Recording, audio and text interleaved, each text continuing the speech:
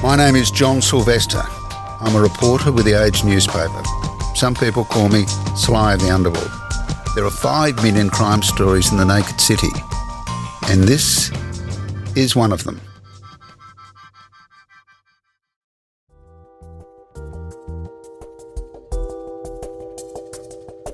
The much-respected Deputy Commissioner Ross Guenther quietly retired in late 2024.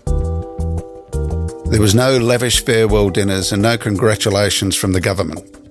Instead, there was a simple guard of honour outside police headquarters involving detectives, the drug squad, the mounted branch and the SOG. Even some scallywags reporting for bail joined in. The reason the government was not there is it had turned on him in the most cowardly and pathetic way. This was the man that had led an operation that thwarted a terrorist cell's plans to kill dozens of people in Federation Square. About a year before his retirement, I interviewed Ross for a piece on the justice system. He suggested a summit where all stakeholders could get together to improve the system for the benefit of society. Instead of embracing a practical and well-meaning idea, the government took it as an attack and did everything it could to try and end the career of a good man. For the bozos in Spring Street, I will tell you that Ross Guenther has never criticised anyone in government to me, on or off the record. He's been a loyal servant. You don't deserve him. The quality of the man is that he has shown no bitterness in this podcast as he talks about the job he still loves. He has more character in his little finger than the faceless political hacks who try to bring him down. And he is right. We do need a summit. Here we explore Ross's career, the threat of terrorism, the split-second decision whether to let the SOG open fire in Federation Square, musically backing Barry White in concert, and how a musician became a secret agent to bring down drug boss Tony Mokbel. Let's hear from Ross the boss. Well, Ross, former Deputy Commissioner, thanks for joining us. Your journey into policing, it's certainly not an orthodox one. You know, I'm used to people saying, I watched Homicide, or my dad was a copper, and I always wanted to be one, but that's not your case. So when you were young, what did you want to be? That's a really interesting question, John. Well, actually, I think when I was young, I wanted to be a professional musician. I grew up in a home where my mother was a very accomplished musician. She was a very good piano player. She was a soprano. She was, for those that know opera in this city, she was a runner-up in the Sun Aria competition as a soprano in about 1948, I'll say. So she was a very accomplished musician. I remember when I was about 10 going to see HMAS Pinafore and hearing a clarinet in the orchestra, thinking that's the instrument I wanted to play. And I came home, and so for my 10th birthday, I was given a clarinet and learned to play clarinet. As I said, I was lucky my mother played piano, so she accompanied me for many of my exams right up until probably the 5th or 6th grade AMEB, where I employed she employed an accompanist. And my transition through that was 15. I found the saxophone, as you would imagine a teenage boy would, much more sexy than the clarinet. So you're not going to catch a girl with a clarinet? Not going to get a girl with the agony stick, although I have to say it does have its own merit in some respects. But to be I really made an early decision. I wanted to be a professional musician. So I progressed with the saxophone, and I learnt flute as well, and obviously the other reeds. And I completed my education. And interestingly, when I reflect back now, so I managed to get a good enter score as it was at the time, and I got into economics law at Monash University as it was. And reasonable to say I was a failure at economics law. Actually, I did well at law, but macro and microeconomics weren't my strength, to be completely brutally honest. So I left Monash, transferred to Melbourne State College, Teachers College as it was at the time, and I did about 6 months there learning to be a music teacher, and that didn't work. And then from there, I decided, no, music is the thing. So then I began my professional music career. So you played in bands, show bands and things like that? Yeah, so pretty much from that point on. So we're talking about 1976, late 76, without trying to date myself. I went down to West Point, played in the cabaret band down there. It was the only casino. Oh, sorry, Federal Hotels did have the Darwin Casino around that time as well. But it was a very exciting time in music because it was the only casino in Australia. They were bringing all the acts from all over the world. So as part of the house band, we had the opportunity to play with just lots and lots of different great people coming through there. You ended up palling up with Jerry Lewis. Yeah.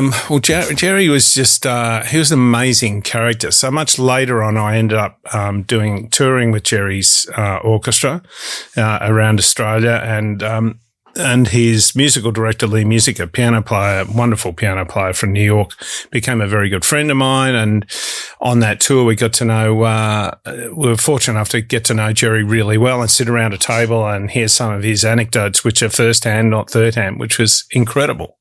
He had one on the Marx Brothers, yeah? Yeah, so we're playing at Darwin Casino, which actually I think we'd done one show, and then he became very unwell. But prior to that, we were out at a restaurant together on the pier there, and just with the brass section, and he's regaling us of stories around the Marx Brothers because he used to, obviously, they were peers of his, if you like. Yeah, and he used to talk about how they'd have to, I'm trying to think, it was Chico that was the piano player. They'd have to, MGM would bring a bookie in to the studios because he loved to sneak out and go on the races all the time. So, here he is. They've got a bookie in so he can still place his bets and make their movies. Jerry Lewis and other big names you backed, one didn't go that well. So I did a week of shows as part of the band with Barry White at the Hilton, as it was at the time. And so we did the rehearsal in the afternoon, which went really well, although Barry wasn't there for the rehearsal, and then into the show that night. And Barry did a version of Just the Way You Are, Billy Joel's song, which had a quite long saxophone solo for me in the middle of it.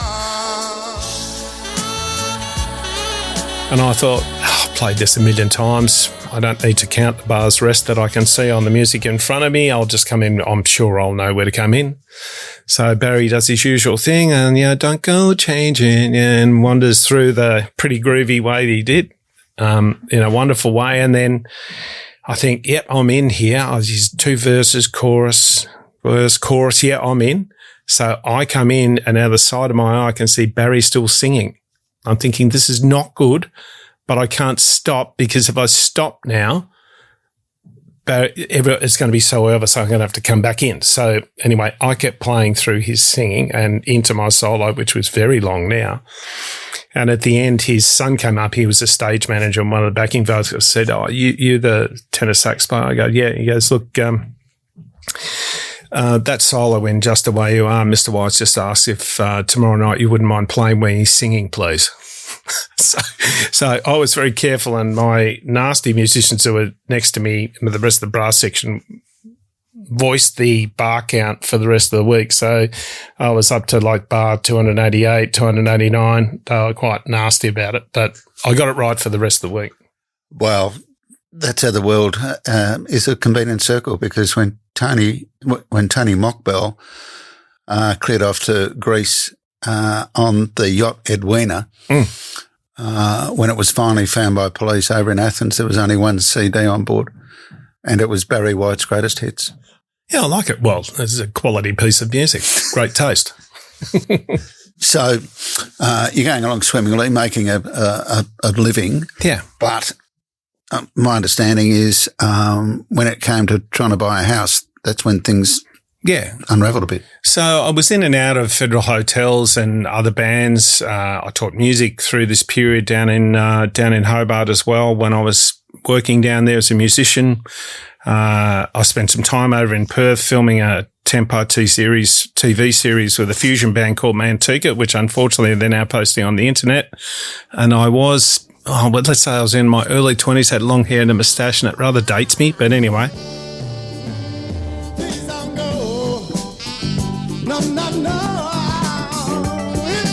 Sort of post that, out of all those experiences, in about 1983, I came back to Melbourne and trying to get a house loan at the time, because you used to get in those days a group certificate from everyone you work with for tax purposes.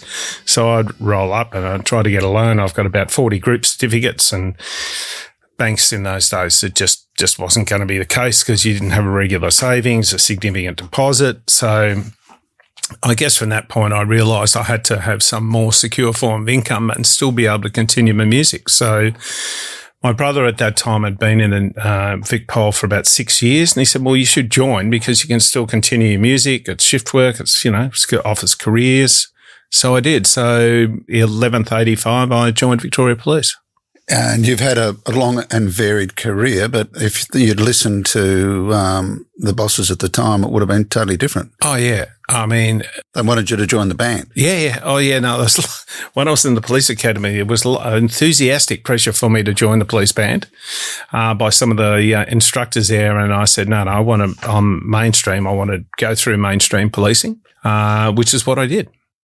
We're recording this just after the events at Porpunka where 2 police officers lost their lives, and it's a really tragic sliding doors moment because the 59-year-old detective was only 2 weeks away from retirement, and a public order response team member was on secondment up there because of the that's right. winter.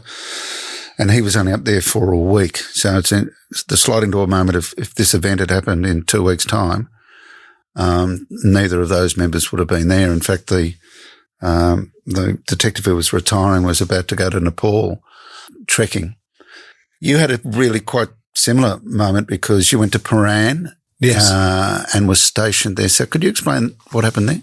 Yeah. So, I was at through my training, we had an extended training scheme. So I started when I left the academy, I went to St Kilda and like others, then to Richmond as my senior phase training station, and ended up after the formal part of my police education stationed at Russell Street. I was lucky enough to transfer. I put in a transfer form to go to Prahran, and I commenced work there. And of course, I would have only been there, I think, a few months when Steve Tynan and Damien Eyre were both killed. Unit calling? 350, 2 members down, urgent. Roger, need ambulance? Urgent, yes, ambulance, please, 2 members down. But first tonight, a huge manhunt is continuing in Melbourne after the apparent cold-blooded execution of 2 young policemen. The 2 were sent to Walsh Street just before 5 o'clock in answer to what appeared to be a routine call for a stolen car parked in the middle of the street with its lights on, windows smashed and door open. It's believed the victims were lured to their deaths by a call reporting a stolen car. I heard some very brief and hurried shouting, and straight after that the shots were fired. The flag was at half-mast at Prahran Police Station today. They were mourning 2 of the most promising young recruits the force is likely to see. So around about the week before they were on that night shift, Steve had been involved in disrupting an armed robbery on a TAB up in South Yarra, and one of the offenders was shot and I think survived, end up with some significant a fellow called Yap, paraplegia or something similar. I think to it was that. a TAB. Yep, he actually wore a paper bag on his head as a disguise. So that's how inept it all was. And Steve was just a very young constable. He was a young constable as well. He was the first one there. Probably a couple of squads ahead of me, I think, at the time. So, and obviously at that time I was living up in the Dandenongs, and Steve's advice, I think, from the police psychologist was you should probably take some time off after an event like this. And he said, no, I want to work next week because I want everyone loves their 6 days off after the night shift. That's the thing, right? Or it certainly was then. And I said, well, I'm happy to work the night shift for you. And he said, no, I want to work the night shift. So he worked the night shift. And, it is one of those things. It could equally be myself or someone else on that shift with Damien. So what happened was a stolen Commodore was dumped or deliberately left in Walsh Street, South Yarra. With the bonnet, was the bonnet up? And doors open. Doors open, yeah. And Steve and Damien were the first units there. They left the meal table to go there. They come back for their meal break. Their meals are still on the table, and then they got the job and thought, oh, it's going to be a stolen car. We'll go out there, we'll clear the stolen vehicle, and we'll come back and have dinner. That's how simple it would have been. And, of course, they were ambushed and shot dead. Now, that could have been in Stephen's place. Yeah. But you were on a quick turnaround?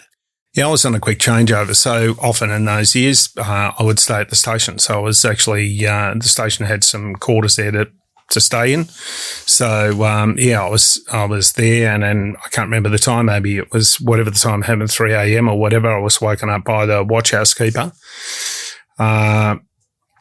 Paul Binney, who at the time said, oh, look, the two of the boys have been shot. We don't know who's where, but Mal Leonardi, who was a sergeant on that night, said, you need to get your uniform on and we'll just work out things as we go. So I got up and did that. And then, of course, strangely not strangely, it was an issue. We didn't wear name badges in those days. So the two officers, Damien and Stephen, had gone to different hospitals. So my job was to go down and identify who was actually at the Alfred, so we knew who was who, which I did. So you saw Damien? Yep. Yeah, and so, I mean, that legacy is still with Victoria Police and Prahran. Oh, totally. And, what I learned about that was so much respect for those families. Those families held together and still hold together to this day after what is an event of such tragedy that it's hard to actually imagine the ripples that come out of it forever. Even to the police people that I work with, as you can imagine.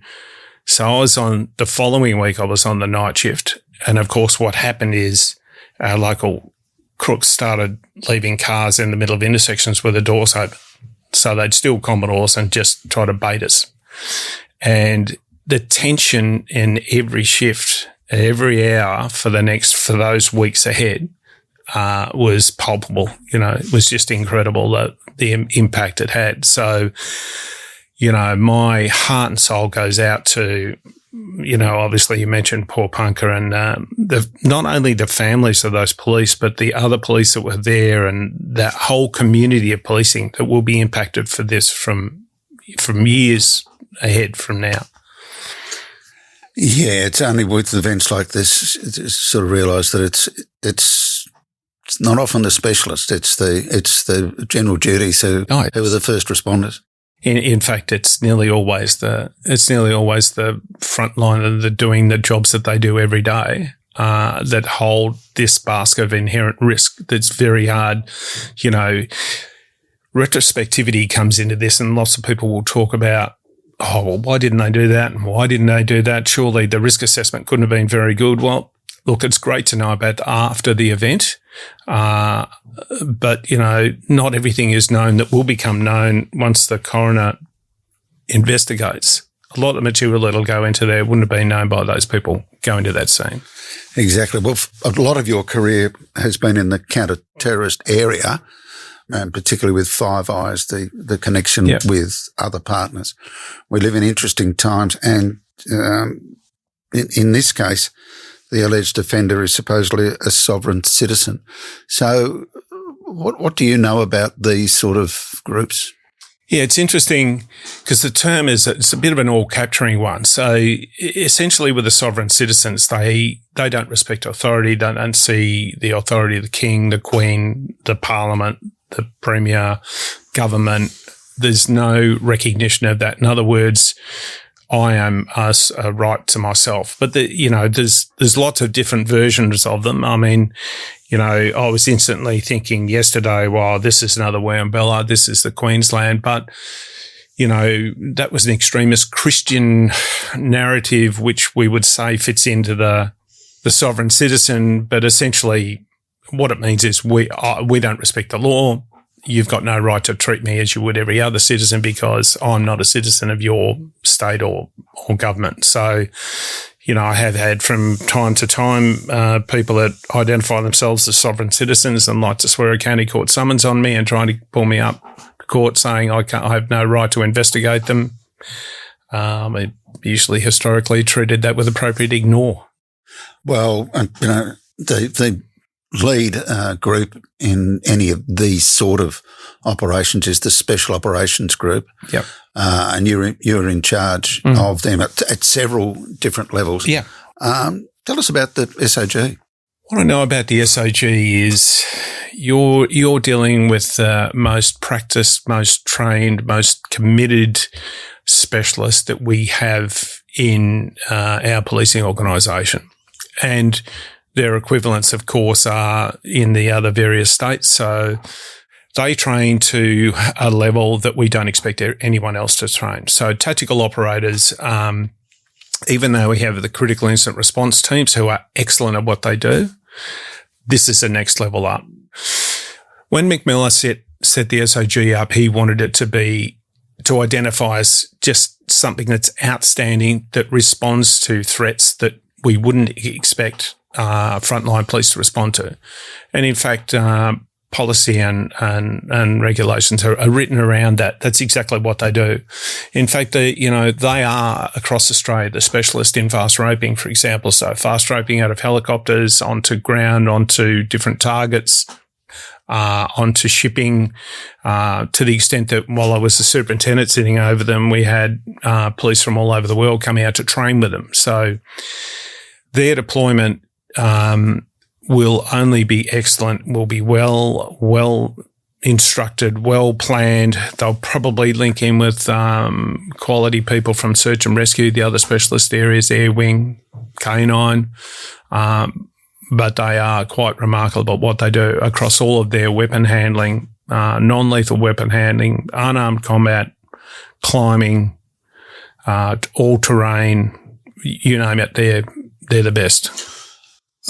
Broadly speaking, we've had a number of terrorist events across the board, attacks on synagogues, using vehicles as weapons. In the counter-terrorism area, how do you deal with that? And, there was one particular event that you thwarted, where I believe, there was a plan for basically a slaughter of the public in the CBD of Melbourne. Can you talk us through that job? Yeah, that was interesting. So that was around those that we charged with Federation Square, that circumstance, or what was proposed to be an action in Federation Square, and they were convicted of that, planning that attack. Federation Square, Flinders Street Station and St Paul's Cathedral at Christmas time. The alleged aim of this terror plot, to maximise casualties. CCTV was played to the court allegedly showing the men conducting a reconnaissance of Federation Square, unaware they were under surveillance. The dynamics of counterterrorism are interesting because they're very much based on the intelligence feeds that you either get or you create from the information you get. So sometimes it can be a very low burn. You've got to test everything.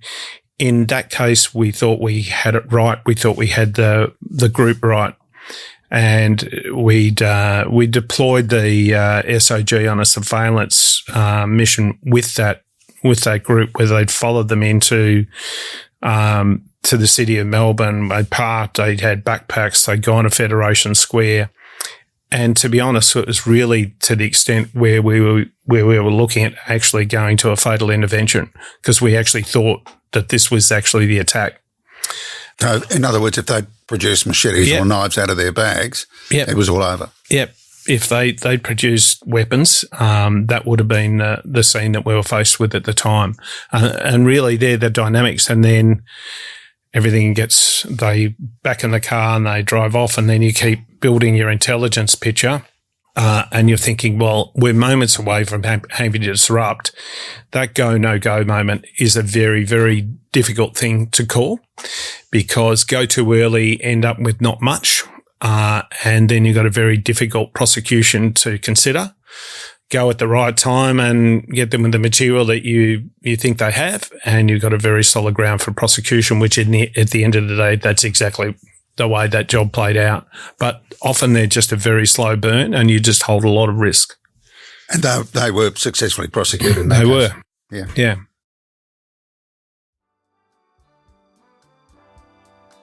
This is the moment I gratuitously ask for positive reviews that we can put on Apple or Spotify. This is to suck other people in to listening to it. One listener left a lovely review, but then asked for a signed copy of one of my books. The answer is no.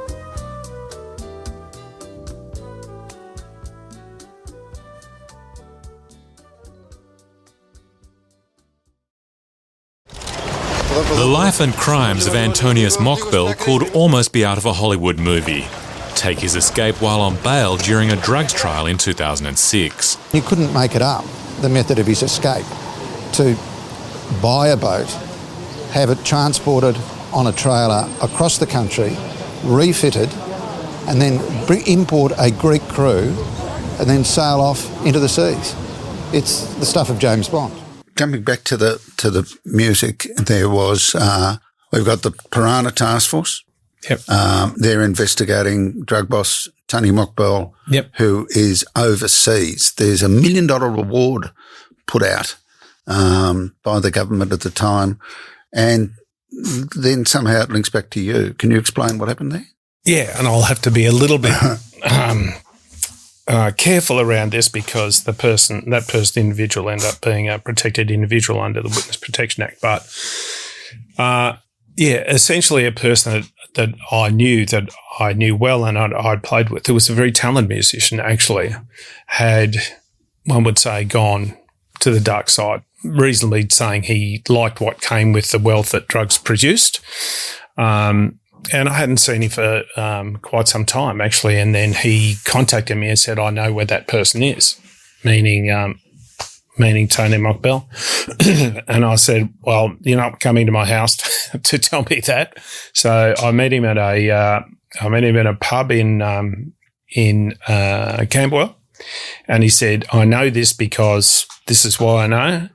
And I said, you're going to have to tell the Prahran task force and they're going to have to determine what follows from here. I can't offer you any protection. What I can do is I can go with you to them and they'll determine what follows from there.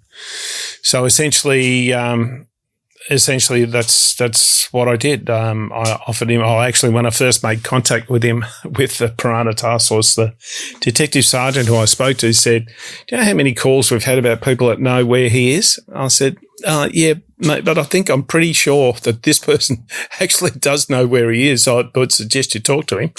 And of course, the following day, once they met, it was very quickly identified that he had the information that they required.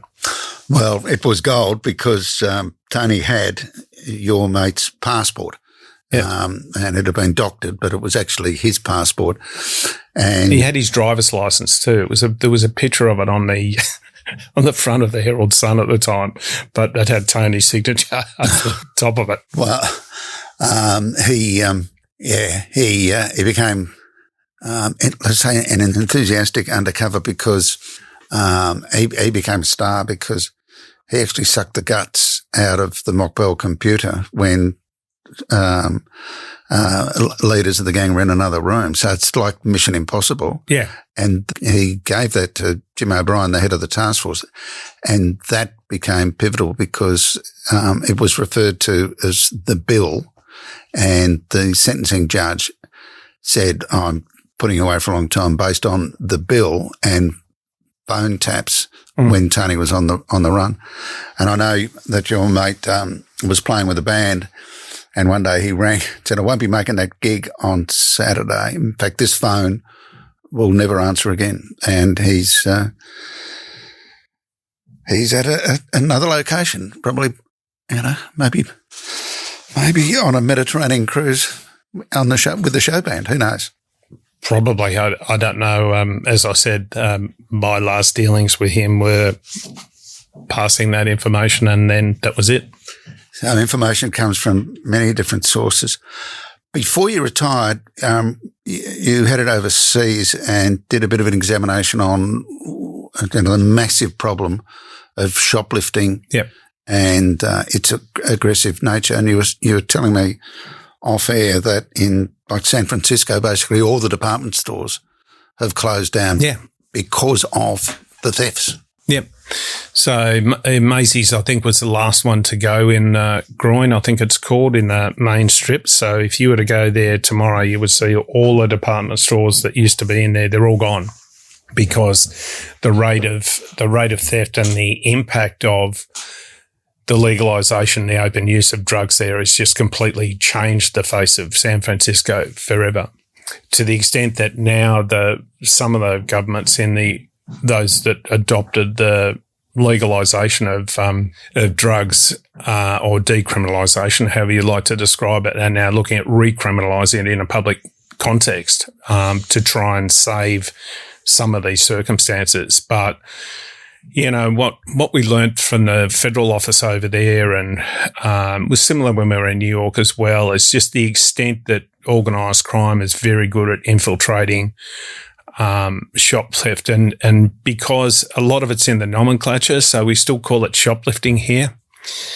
And yes, there's shoplifting, but shoplifting for me, that captures like a young person goes in and runs out of a store with a bloody violet crumble or something in their hand. Not a serious crime, and will we put them in jail for that? No, we would never do that. But this is a commercial scale shoplifting, stealing, and it's profit motivated. It's not just. I think for the last sort of 3 years, a lot of the public messaging here is that it's a low level crime, and a lot of it's to do with the cost of living, but it's really not. Like, the scalability of it is such that it's nothing to do with cost of living. It's profit motivated. Yes, and we know Bunnings here wanted to use face recognition. Yeah. And they've been, as I understand, presently thwarted. It seems crazy that you're going to let known thieves come into your shop. Yeah, it's interesting that governments in Australia have been very loath to actually bring in legislation that allows, I suppose, the retrospective use of facial recognition technology to protect businesses. There's an operation in play by the Metropolitan Police called Operation Pegasus. And what that's about is, supporting these businesses and using every available intelligence source to identify the offenders, including facial recognition. Now, they have used not proactive facial recognition, but reactive facial recognition. So there is a difference, and governments will be very different in how they see it. But I think Boots Pharmacy is one of those that uses that. And so they'll say something like, their cameras will pick up a known offender, because a lot of these are, if you speak to any of the retail groups, the head, like Endeavour Drinks, who have got BWS, or JB Hi-Fi, they go, these are regular flyers. Sometimes they'll be in their shop 3 times in the one day in the same centre stealing stuff. So what they've done over there is they'll use the facial recognition to identify that person. We know this person's been convicted before, and we know they're coming in here to steal from us. So they'll come in and they'll go, when they start filling their pockets, they'll go to the man in aisle 2 in the purple shirt that's now filling his pockets with the product there. If you don't put the products back now, the police will be here. You'll be immediately arrested. And all of a sudden, it's starting to turn that. So there is great ability with it. Westfield Centres in some of their properties, not all of them have it, and the big one outside London, use it to identify these frequent flyers. And when they come in, it sets an alarm off at the counter at the register where usually a young person is doing part-time work. And what it allows them to do is they notify internal security, who will go immediately and actually speak to this person and say, we know you've been convicted before, you're not welcome in the shop. By and large, what they'll do is they'll go and bypass, and they will not come back into that. So, you know, there's a lot we could do with technology, with the support of the right legislation, which would really start to change things, because Victoria, as it is, has become, it's really become the worst place in the country per capita when it comes to theft out of shops. Well, why couldn't the same technology be used with young violent offenders who are going to shopping centres to have fights? If you've created an incident at a shopping centre, facial recognition, security could get you before you get into these sort of machete fights. Yeah, look, I think it could, and that's the proactive nature of using technology. And I think, my thing is that very rarely we talk about the victims. If we start talking about the JB Hi-Fi as the victim, invariably someone and someone will make a public comment that, oh yeah, but that's a big business, they just write it off in insurance. Actually, they don't write it off in insurance. They can't write off. That's not a write-off for them. That's a straight cost to the business. And we don't talk about consequences. So, do you know, I hear this thing where we talk about 12 and 30-year-olds say, they're not sure what's right or wrong. And I think, I actually knew what was right or wrong when I was 5 or 6 years old. I didn't need to wait until I was in my early teenage years to work out that actually breaking into someone's house at 2 o'clock in the morning and stealing their car was wrong. I mean, that's patently obviously it's not. It's not my property. It's not my home. So I think what's happened is the public dialogue certainly has shifted to around offending as to sympathy for the offenders and how we help the offenders. And I'm not saying rehabilitation is not part of it, but you have to be bloody accountable for your actions. If you want to go out and steal from someone, there has to be a consequence of that. And to your point about the violent offending, I think from a public's point of view, they're just not seeing the consequence of the offending. Yeah, and we're actually not doing the young offenders any good because if you're 13 and you're arrested after aggravated burglary for the first time, you're probably terrified, but you're bailed and you're out often before the police have finished their shift. You go out, you're treated as a hero by your gang, and you get a bit braver and a bit bolder.